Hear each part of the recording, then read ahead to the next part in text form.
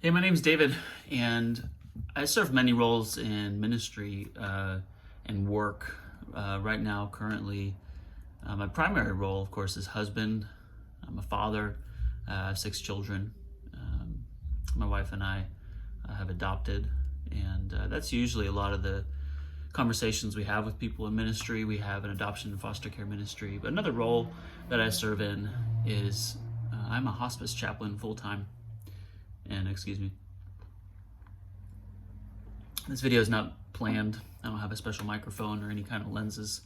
But this past weekend, we said goodbye to one of our coworkers at the place where I work.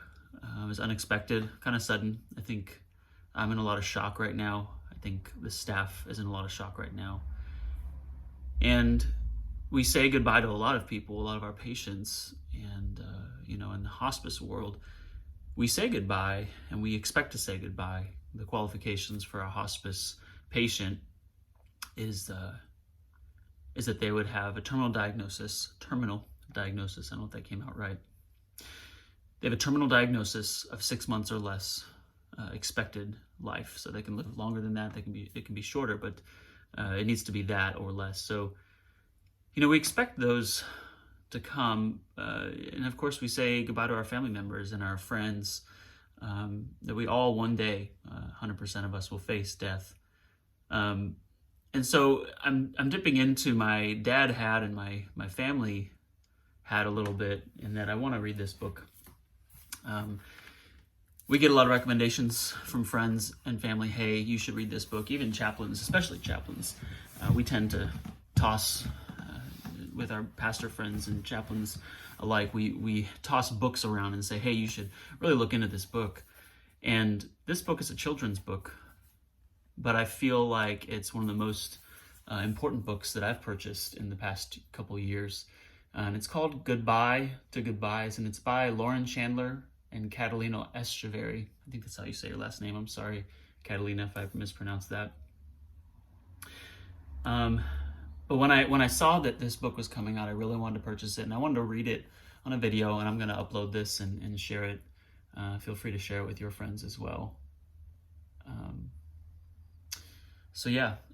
just wanted to read this book as I think about, and I mourn and I grieve. I'm trying to look for a process or a ritual for myself right now to process the death of my coworker, but also the hundreds of deaths that I've had the privilege of walking out,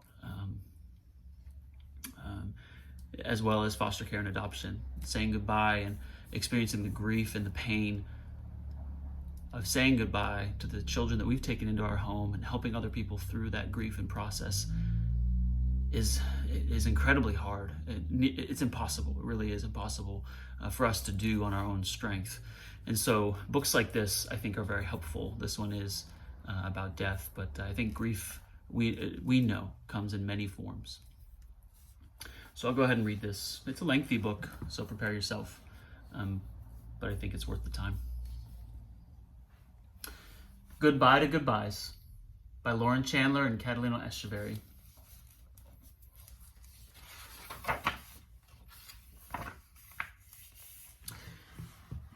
In the little town of Bethany, there lived a man named Lazarus. He had 2 sisters, Mary and Martha. Martha loved to throw a party.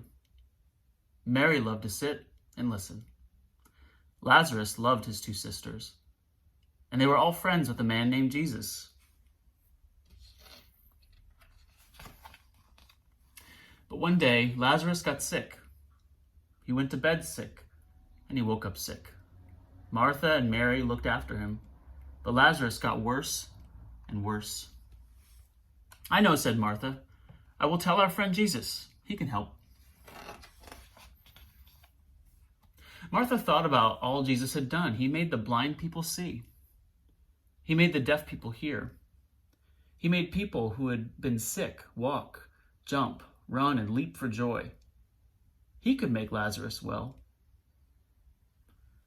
This says ba, cluck, hee-haw. So she and Mary sent a message to Jesus. Lord Jesus, our brother Lazarus, the friend that you love, is sick. Come quickly. It took 2 days for Martha's message to reach Jesus, and when Jesus heard his friend was very, very sick, he did nothing. Did nothing. That's right. He didn't ride the first donkey to Bethany. He didn't run until his side hurt. For 2 whole days, he stayed right where he was. Why? Jesus told his disciples, "Our friend Lazarus is very sick, but this illness will not end with Lazarus being dead. We won't have to say goodbye forever. I have a plan." Phew, Jesus had a plan, but what was it? Then at last, Jesus and his disciples headed to Bethany. "Our friend Lazarus has fallen asleep," Jesus announced, "but I'm on the way to wake him up." The disciples looked at each other. Did they hear him right? Lazarus was sleeping. Couldn't Mary and Martha wake him up? Jesus knew their questions. He looked at them and said, "Lazarus has died." Dead? How could this be? Didn't Jesus say Lazarus would not die? Didn't he say they wouldn't have to say goodbye forever? What happened to his plan? Every step to Bethany felt heavier and heavier. Their hearts sank deeper and deeper.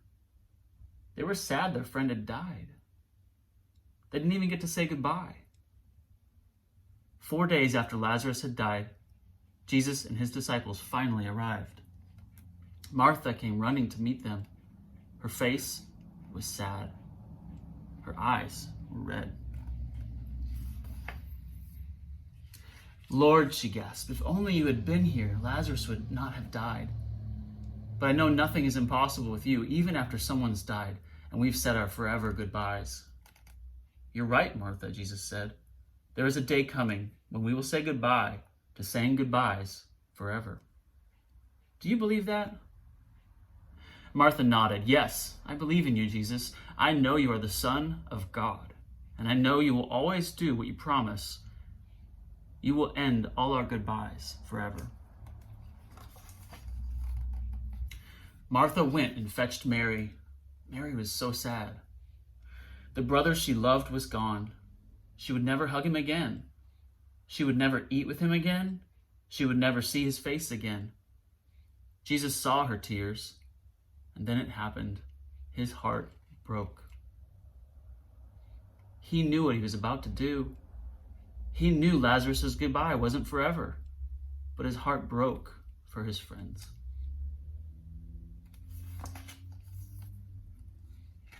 When they reached Lazarus' tomb, Jesus cried too. They cried and cried and cried because they had to say a forever goodbye. But then Jesus stopped crying and said, "Take away the stone." Martha told him there might be a horrible smell. Jesus said, "You need to believe me." So they took away the stone. Then he yelled like a mighty lion's roar, "Lazarus, come out." And he did.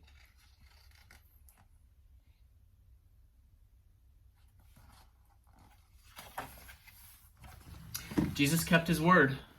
Lazarus being sick didn't end with him being dead. It ended with him being alive, even after he had died, after they had had to say goodbye. Mary, Martha, Lazarus, and Jesus were together again. Martha threw a party. Mary laughed and listened. Lazarus was glad to be alive. But then the time came for Jesus to say goodbye. He hugged the friends that he loved and said, "Goodbye for now, but not forever." Jesus had to go to Jerusalem, where he would be the one to say goodbye and die. And then, like Lazarus, walk out of a tomb alive. After that, Jesus said goodbye again because he was going back to heaven. It was sad for Jesus' friends to say goodbye, but they would see him again in the land that lay after their dying, in the land where there are no more goodbyes, not ever. We all have to say goodbye sometimes. Some of them are short goodbyes. Some are long. Sometimes a friend of Jesus who we love gets sick, and we're sad. Sometimes, because they die, we have to say goodbye. It feels like a forever goodbye. Jesus knows it is sad to say goodbye. So Jesus came to end goodbyes.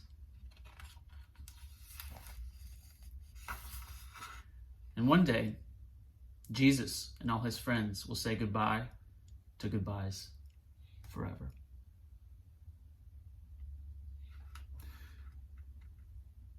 How do we know about goodbye to goodbyes? The curious and spectacular story of Lazarus, his sisters, and their friend Jesus can be found in John's Gospel, chapter 11. It's the last of 7 miracles John writes about in his account of Jesus' life on earth. The interaction between Jesus and his friends in this true story is especially dear to our family. We are very acquainted with illness and the possibility of saying goodbye for what feels like forever. We've asked Jesus why in the midst of our pain. We have questioned his methods, but we've been comforted by his heart. He weeps with those who weep. He rejoices with those who rejoice. He is the God who is with us in our sorrow and our joy. Although our family's story hasn't ended in a goodbye, it will one day, but it won't be forever. For those who have believed Jesus to be their only hope, physical death will mean immediate presence with him. For those who are left behind, there is still hope. Hope in the life to come, and a hope that Jesus will be with us, always, and to the end of the age. Well, thanks for letting me read that. And as I said, it's a longer kids book, but we all were children at one point. And when I experience the death of a friend or a family member, I feel very vulnerable myself. I feel like a child, and I think that might be a good place to go, as God has taught us in his word that he is our Father and he cares for us as a dad, a good dad, cares for his kids. So I hope this was encouraging to you, very moving to me just to read that. I'm glad I didn't totally break down while reading it, that I could make it through that, and I hope it encourages you today. Feel free to reach out. If not to me, your local pastor, your chaplain. Don't walk the journey of saying goodbye alone. Please don't walk it alone. First with God, but then also with your community and those that love you. Peace.